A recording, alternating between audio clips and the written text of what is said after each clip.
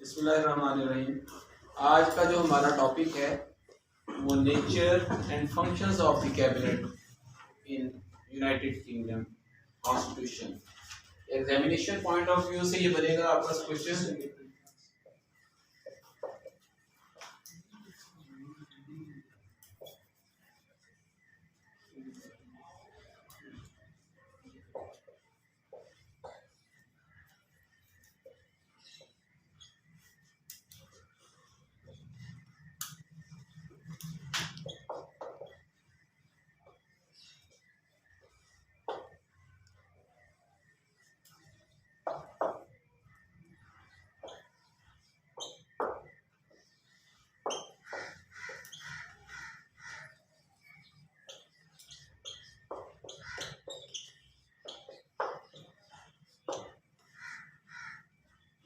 Discuss the nature and functions of cabinet in UK Constitution।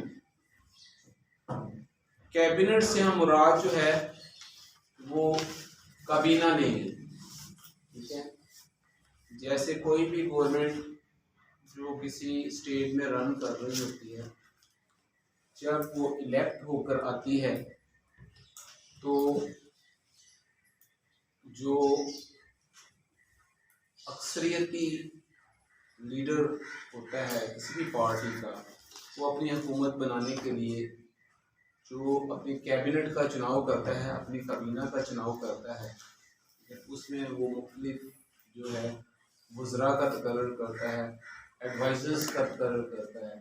तो उससे मुराद जो है वो कैबिनेट ली जाएगी जो उस स्टेट के अमूर को रन करने के लिए जो है वो मुख्तलिफ वज़रा और एडवाइज़र्स पर मुश्तमिल हो। तो इसको हम आगे फर्दर देखते हैं कि cabinet is a central stone of political arch, कि ये बुनियादी अहमियत की अमल है, ठीक है।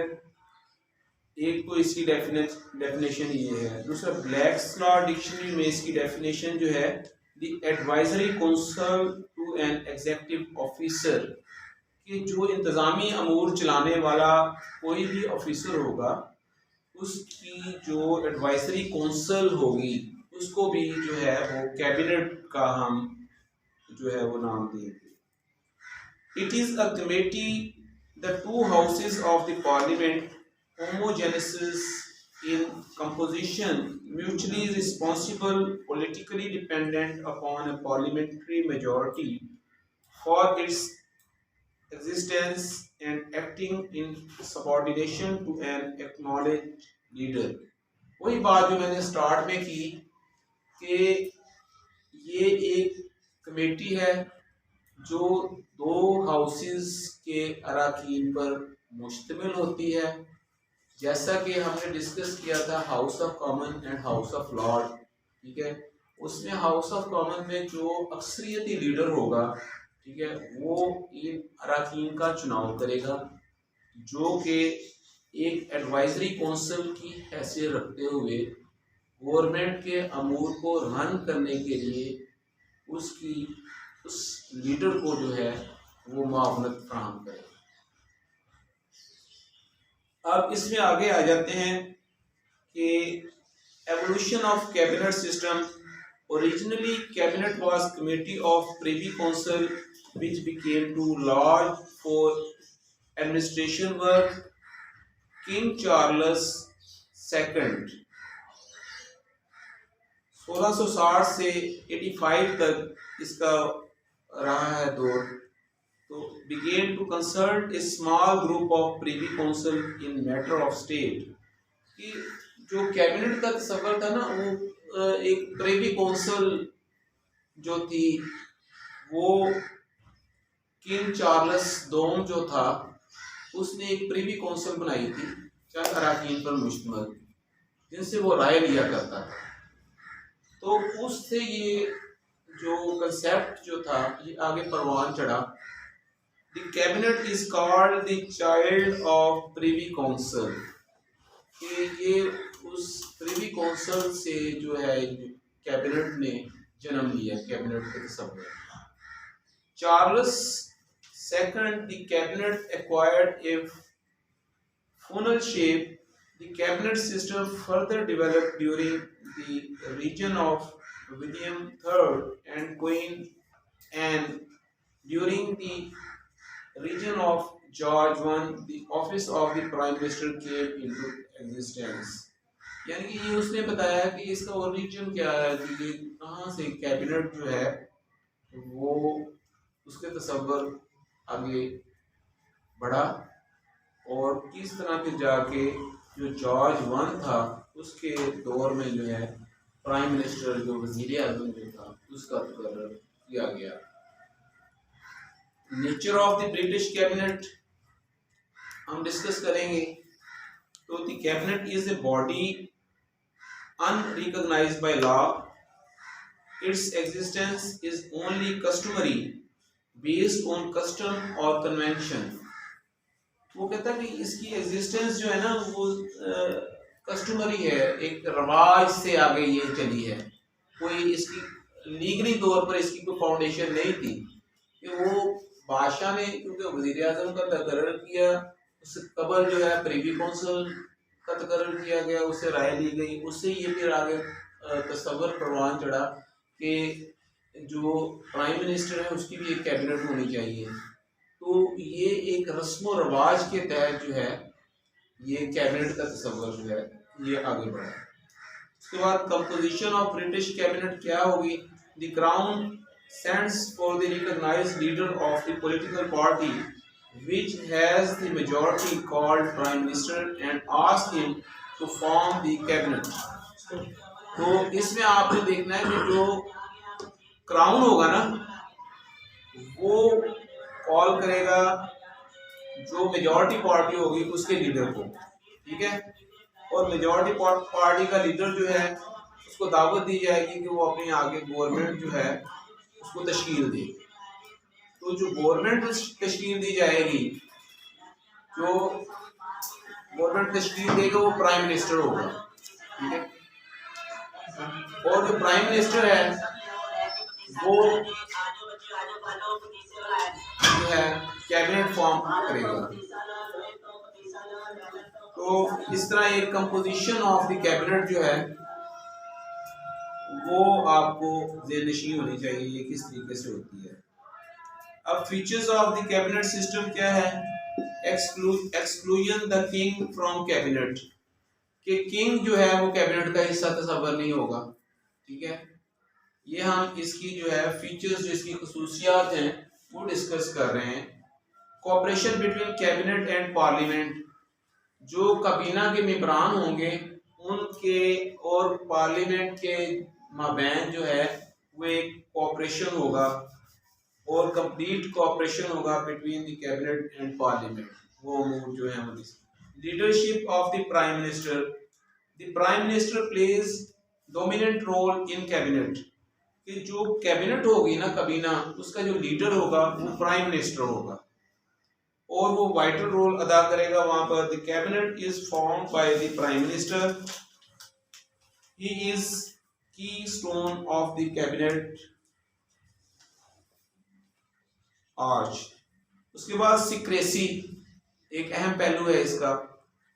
The meetings of the cabinet are secret and private, कि जो जितनी भी काबीना की जो मीटिंग्स होंगी वो सीक्रेट होंगी और प्राइवेट तौर पर उनका इनकार किया जाएगा। Every member of the cabinet takes into oath of secrecy, the discussion is not disclosed in the public, और उसके तमाम अराकीन जो हैं वो इस चीज़ का ओथ उठाएंगे कि वो उसकी सीक्रेसी को जो है वो लाजमी मद्देनजर रखेंगे और जो उसको डिस्क्लोज नहीं किया जाएगा किसी पब्लिक कह लेंगे स्टेज पे।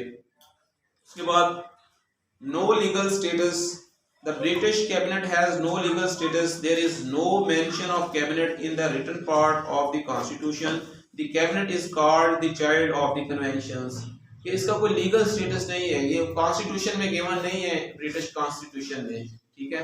ये एक कह लेंगे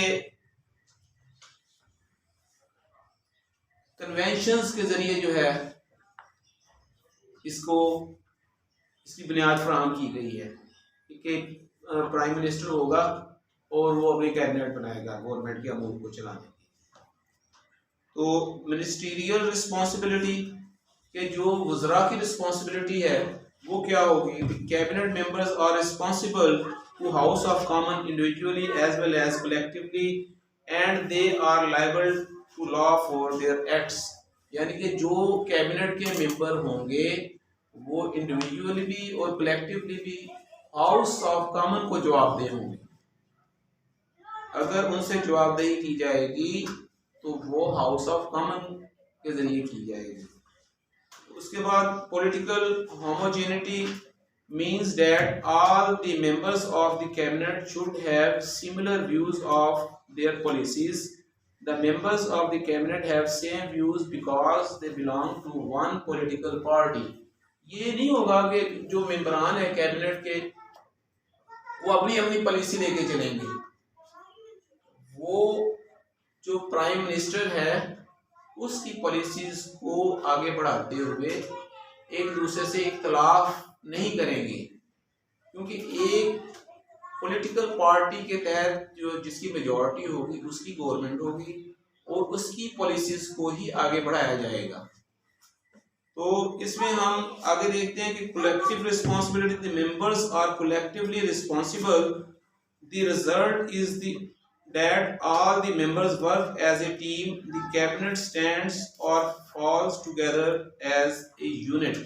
कि वो collectively responsible होंगे किसी भी काम के और जवाबदेह होंगे और इकट्ठे काम करेंगे और इकट्ठे ही कैबिनेट जो है वो वजूद में आएगी और अगर कैबिनेट खत्म होती है तो वो इकट्ठे ही खत्म हो जाएगी। यूनिटी ऑफ द कैबिनेट, ये is the outstanding features of British cabinet system. The cabinet always act as a unit. They are supposed to face the house with one voice. यानी वो एक हाउस में अपनी यूनिटी जो है उसको बरकरार रखेंगे। फंक्शंस ऑफ, ये हमने उसके फीचर्स डिस्कस किए हैं। अब उसके functions of the British cabinet क्या हैं कि नंबर 1 पॉलिसी डिटरमिनिंग फंक्शंस। उसमें क्या है? The cabinet is policy forming body. The cabinet discuss and decide all sort of national and international problems. The cabinet decide the measures which are to receive priority. यानी कि वो एक policy बनाएंगे, cabinet के members policy देंगे एक government को run करने के लिए, एक स्टेट के अमूर को चलाने के लिए। उसके बाद जो नेशनल और इंटरनेशनल प्रॉब्लम्स होंगी उनके सलूशन के लिए पॉलिसी दी जाएगी। इसी तरह जो है वो ऐसे म्यार्स जो हैं उनका डिसाइड किए जाएंगे कि जिन पर वो पॉलिसीज बनती हैं, ऐसे मेजर्स अडॉप्ट किए जाएंगे। तो इसमें आगे आ जाते हैं कि इसके एग्जेक्टिव फंक्शंस क्या हैं। नंबर 1 तो हमने डिस्कस किया कि वो पॉलिसी डिटरमिनिंग फंक्शन उसका एक है। अब आ जाते हैं कि उसके एग्जेक्टिव फंक्शंस क्या हैं। दी कैबिनेट एक्चुअली जो है वो एक अपना रोल जो अदा करती है वो एक एग्जेक्टिव रोल अदा करती है इंतजामी अमूर चलाने के लिए। तो उसमें क्या है? Formulate the general policy of the government, के गवर्नमेंट को एक जनरल पॉलिसी देती है जो कैबिनेट है कि किस तरह गवर्नमेंट के अमूर को चलाना है। It determines the foreign policy of the government, वो फॉरेन पॉलिसी का भी वो जो है वो करते हैं, तयन किया जाता है कि खारजा अमूर जो हैं दुनिया के साथ वो किस तरीके से चलाए जाएंगे। The cabinet determines measures of war and peace, ठीक है, अमन और जंग की जो सूरत हाल है उसके मेजर्स के मतलब भी जो है उसको डिस्कस किया जाएगा। All important appointments are made by the cabinet, तमाम जो इम्पोर्टेंट अपॉइंटमेंट्स हैं वो कैबिनेट के जरिए की जाएंगी। अब इसका जो तीसरा जो फंक्शन है वो है लेजिस्लेटिव फंक्शन। कानून साजी जो है वो कैबिनेट किस तरह करेगी। The cabinet controls the legislative activities, parliament is summoned on the advice of the cabinet by the king, कि कोई भी पार्लियामेंट का इजलास जो है वो कैबिनेट की एडवाइस पे सदर कॉल करेगा।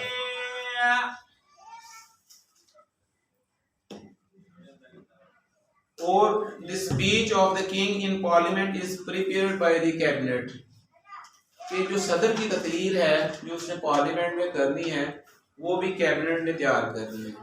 The cabinet explain all bills which are to be passed in the parliament, काबीना जो है उन तमाम मसौदा कवानीन की वजाहत करेगी जो मंजूरी के लिए पार्लियामेंट में पेश किए जाएंगे। The cabinet guide the leader of house in the parliament, cabinet जो है लीडर ऑफ हाउस जो है प्राइम मिनिस्टर, उसको तमाम मामलात में गाइड करेगी। उसके बाद आ जाता है इसका जो चौथा फंक्शन है वो है financial function. The cabinet play important role in this regard, it prepares the budget for the country and is responsible for the whole expenditure of the stock.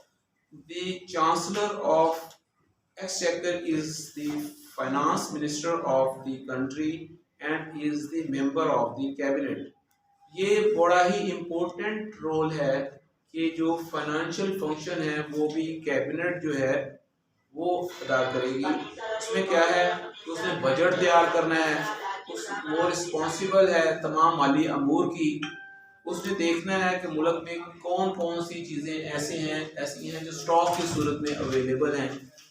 तो इस तरह जो कंट्री के फाइनेंस के अमूर जो हैं वो भी कैबिनेट जो है वो उसमें अपना इम्पोर्टेंट रोल अदा करेगी। इसके बाद हम इसका जो नहायत ही इम्पोर्टेंट फंक्शन आ जाता है कि एक जुडिशल फंक्शन है इसका, ठीक है। उसमें क्या है कि द जजेस of important courts are appointed on the advice of cabinet by the king, कि वहाँ का जो अदालती निज़ाम है, वहाँ की जो अहम अदालतें हैं उनके जजेस की अपॉइंटमेंट जो किंग करेगा वो advice of the cabinet members की जाएगी।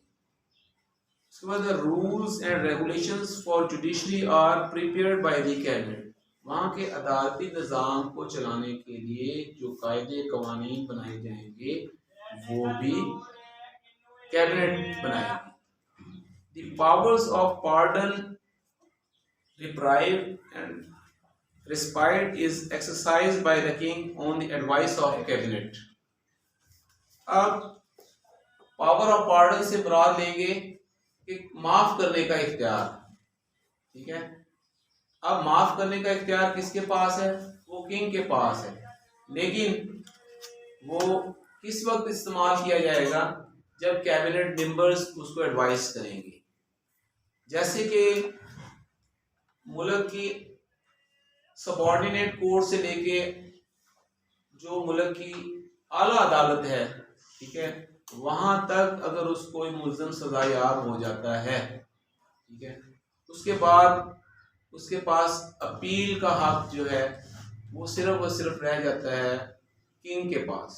वो अपील करेगा पार्डन के लिए, तो पार्डन के लिए जो अपील करेगा वो किंग जो है वो on the advice of cabinet जो है वो उसको करेगा।